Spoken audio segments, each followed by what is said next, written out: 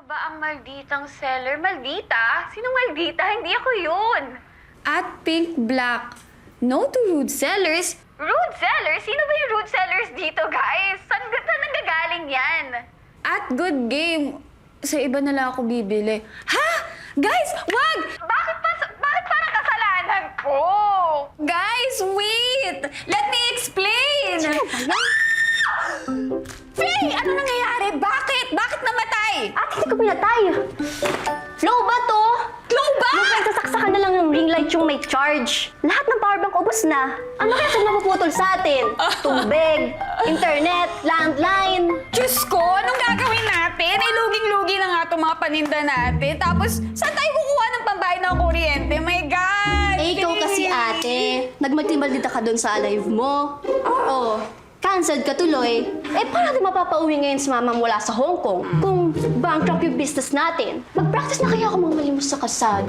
Alam mo, kasalanan to ng Loverboy 143 na yan eh. Kung may babagsak, hindi ang Nat Nat's Beauty Shop, kundi siya!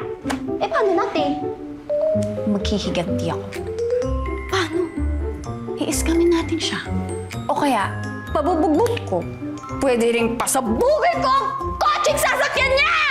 COA si ate. FYI, binash ka lang niya. Hindi ka niya nakawa ng company na worth billions. Oh my gosh! Alam ko na!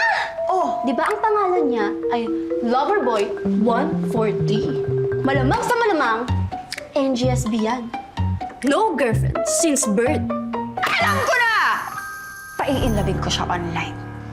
Tapos, pagagawin natin siya ng apology video para ako ang mukhang kawawa, hindi siya! Ah! I'm so smart! Ano ba? Bakit ako ganito katalino? Brains, beauty, smart, everything! Ah!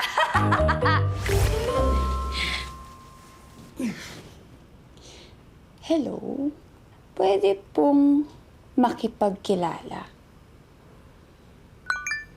Pwede po. Pero may iba na akong crush, ah. Ano naman na yun? Okay.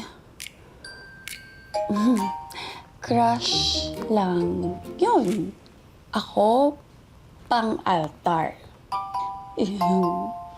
Kadiri.